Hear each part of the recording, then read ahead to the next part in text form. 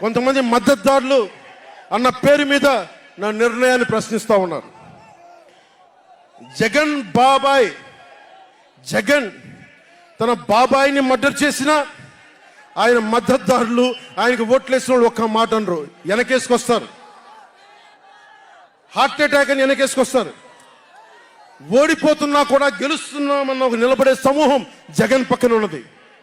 వేలాది కోట్లు లక్షల కోట్ల ఆస్తులు ఉన్నా కానీ అక్రమంగా సంపాదించాడు అని అందరికీ తెలిసిన వెనకేసుకొచ్చే సమూహం వైఎస్ జగన్ సమూహం. ఇక్కడ నేను ఏమి చేయకపోయినా, ఏ మాటలు జగన్ నిలబెట్టుకోకపోయినా అద్భుతం, ఆహా ఓహో అనే సమూహం జగన్ వెనక ఉంది. దళితుడిని చంపి డోర్ డెలివరీ చేసినా కానీ వెనకేసుకొచ్చే సమూహం, ఫీజు రీయింబర్స్మెంట్లు ఆపేసినా కానీ వెనకేసుకొచ్చే సమూహం. 2019లో నేను 2019లో పరిమితమైన స్థానాల్లో పోటీ చేసి గెలిచుంటే మట్టుకు ఆ రోజున జనసేన ఈ రోజున రికగ్నైజ్డ్ పొలిటికల్ పార్టీ అయిపోయింది.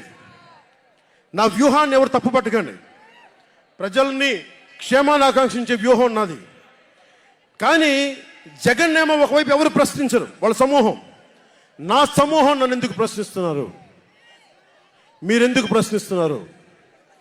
జగన్ మర్డర్లు చేసిన, వారి అనుయాయులు మానభంగాలు చేసిన, దోపిడీలు చేసిన, దారుణాలు చేసిన అందరూ జగన్ వెనకేసుకొస్తారు. నేను నా డబ్బులు తిన్నానా? వేలాది కోట్లు సంపాదించానా? పదవులు అనుభవించానా? ఏం అనుభవించాను నేను 10 సంవత్సరాల నుంచి? అవమానాలు, తిట్లు తప్ప ఏం తిన్నాను నేను? ఏం సంపాదించుకున్నాను? కష్టపడి డబ్బులు సంపాదించుకొని పార్టీలకే కదా పెట్టింది నేను. నన్ను ప్రశ్నిస్తారు మీరు నిజంగా మటుకు నా మద్దతుదారులు అయితే నన్ను ప్రశ్నించకండి. నా వెంట నిలబడి నాతో పాటు నడవండి, మా జన సైనికుల్లాగా, మా వీర మహిళల్లాగా.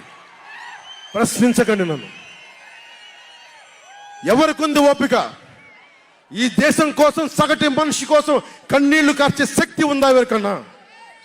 ఎక్కడో విదేశాల్లో కూర్చొని, టీవీల్లో కూర్చొని నన్ను ప్రశ్నించడం కాదు, నాతో నిలబట్టడం నేర్చుకోండి అందరూ, నన్ను ప్రశ్నించే వాళ్ళంతా. మీరు వెనక నా మద్దతుదారులు అయితే నా వెంట నడవండి, నిలబడండి. నాతో నడిచేవాడే నా వాళ్ళు.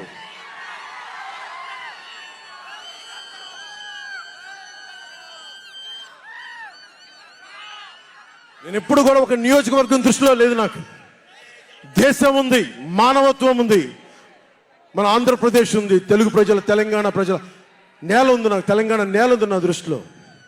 ఒక నియోజకవర్గం గురించి నేను ఎప్పుడు ఆలోచించలా. రాష్ట్ర ప్రయోజనాల కోసం ఆలోచించాను కానీ అరే నేను ఒక నియోజకవర్గాన్ని డెవలప్ చేసుకోవాలి నేను నిజంగా ఆలోచించలేదు. నేను ఒకటే అనుకున్నా, నేను ఇంతమంది కోసం పనిచేస్తున్నప్పుడు నా కోసం ఆలోచించే ఒక నియోజకవర్గంలో ఉండి కొంతమంది పనిచేస్తారని ఆశించాను. దురదృష్టం, అనుకున్నంత పని చేయలేకపోయారు. సంతోషం. ఒక నియోజకవర్గం వ్యక్తిని కాదు నేను. ఓడినప్పుడు మీతోనే ఉంటాను, గెలిచినప్పుడు మీతోనే ఉంటాను. నేను ఎక్కడి నుంచి పోటీ చేసినా సరే.